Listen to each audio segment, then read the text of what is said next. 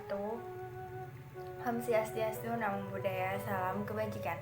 Perkenalkan, kami dari kelompok 4 akan mempresentasikan hasil diskusi kelompok kami yang beranggotakan saya sendiri, Tazkiyah Aulia Al-Maida, dengan NIM 1902056048, dan rekan saya Ica Safrina dengan NIM 1902056073. Di sini kami akan menjelaskan tentang fondasi politik hak asasi manusia demokrasi. Dinamika fondasi politis hak asasi manusia. Hak asasi manusia dan demokrasi merupakan satu hal yang saling berhubungan yang tidak dapat dipisahkan satu sama lain. Adanya demokrasi di sebuah negara termasuk Indonesia artinya memberikan sebuah perlindungan dan jaminan dari hak-hak asasi manusia masih bisa terwujud dan terimplementasikan dengan baik. Sedangkan apabila demokrasi di negara itu mengalami penurunan, secara otomatis hak asasi manusia juga akan mengalami penurunan. Hak asasi manusia memiliki sebuah tujuan sebagai pedoman dan standar minimum yang dicita-citakan oleh seluruh umat manusia untuk menggunakan hak-haknya. Negara Indonesia melindungi hak asasi manusia yang telah ditetapkan dalam Undang-Undang Dasar 1945 sebagai sebuah aturan tertinggi maupun pada aturan-aturan lain yang berada di bawahnya. Hak asasi manusia itu sangat berkaitan dengan demokrasi. Hal ini yang menjadikan demokrasi sangat berkaitan dengan hak asasi manusia, karena hak asasi manusia itu diatur dalam Undang-Undang Nomor 39 Tahun 1999 tentang hak asasi manusia adalah hak yang melekat pada hakikat dan keberadaan manusia sebagai makhluk Tuhan yang Maha Esa dan merupakan anugerahnya yang wajib dihormati, dijunjung tinggi dan dilindungi oleh negara, baik hukum, pemerintah, dan setiap orang demi kehormatan serta perlindungan harkat martabat manusia. Hal inilah yang menjadikan demokrasi dan hak asasi manusia itu berkaitan.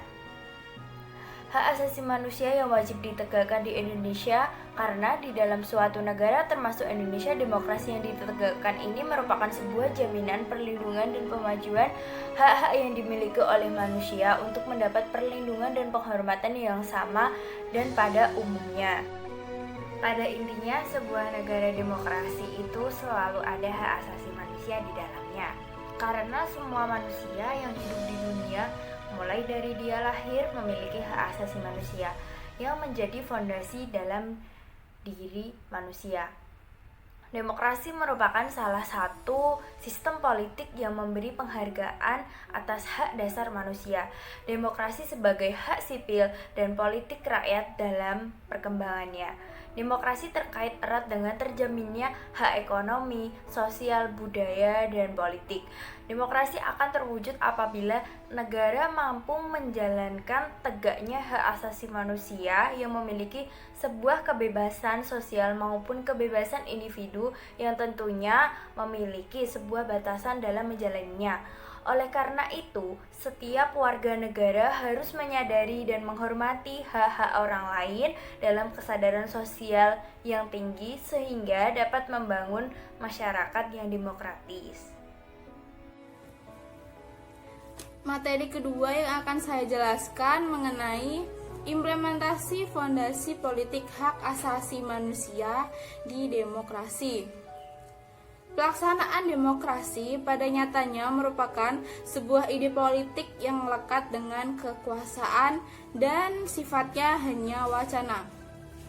Dalam prakteknya di Indonesia sendiri, hal tersebut menjadi tidak mudah karena demokrasi biasanya dijalankan untuk menjamin dan memenuhi hak asasi, terutama hak politik, di mana rakyat memiliki hak untuk menentukan siapa yang akan duduk dalam pemerintahan. Namun pada realitanya, kadang dipenuhi dengan manipulasi dan pada akhirnya menjadi demokrasi semu atau pseudo-demokrasi. Implementasi fondasi politis HAM demokrasi di Indonesia pada era Megawati. Pada era Megawati sendiri, berbagai kasus pembatasan terhadap hak-hak untuk berkumpul dan berpendapat pun banyak terjadi, dengan tindakan-tindakan yang regresif untuk membatasi perbedaan pendapat secara politis. Yang kedua, pada era Presiden Susilo Bambang Yudhoyono, pemerintahannya pun tidak terlepas dari kritik tajam dalam perlindungan hak asasi, terutama yang menyangkut demokrasi. Masa SBY hanya kebijakan yang menyangkut promosi HAM yang berjalan. Terdapat beberapa undang-undang yang dianggap melanggar HAM, diantaranya adalah Undang-Undang Kamnas, Undang-Undang Intelijen, dan Undang-Undang Ormas. Era selanjutnya adalah era Presiden Joko Widodo. Periode pertama dan periode kedua mulai memperlihatkan kecenderungan semakin melemahnya jaminan dan perlindungan HAM, terutama pada hak politik dan jaminan kebebasan berkumpul atau berorganisasi, hak atas informasi, termasuk kebebasan sipil yang muncul karena perbedaan pendapat kelompok sipil.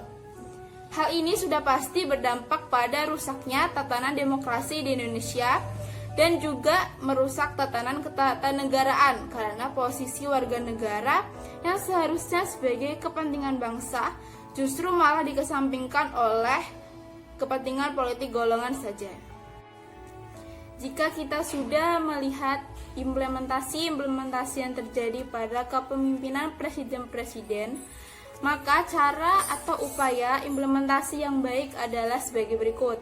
Yang pertama, negara sebagai mediator dan pelaksana mandat dari rakyat. Berbagai aspirasi yang disuarakan oleh rakyat tidak hanya ditampung dan diajukan, akan tetapi harus direspon dengan sebaik mungkin dan kemudian juga harus diwujudkan. Yang kedua, negara harus bersifat netral. Artinya, kebijakan-kebijakan yang diciptakan harus didasari oleh aspirasi rakyat tanpa dimuati oleh kepentingan-kepentingan tertentu kecuali hanyalah kepentingan rakyat. Hal yang selanjutnya menjadi suatu implementasi yang baik adalah adanya transparansi yang dilakukan oleh pemerintah. Oleh karena itu, pada poin ketiga adalah rakyat harus berpartisipasi dalam mengawal dan mengontrol kebijakan yang ditetapkan oleh pemerintah itu sendiri. Poin yang terakhir adalah rakyat berhak mendapatkan hak yang telah tercantum pada konstitusi, yakni rakyat berhak mendapatkan pendidikan yang layak, hak beragama sesuai keyakinan, hak untuk berpendapat, hak berpolitik, hak mendapatkan pekerjaan yang layak, serta hak mendapatkan kesejahteraan yang dijamin oleh negara.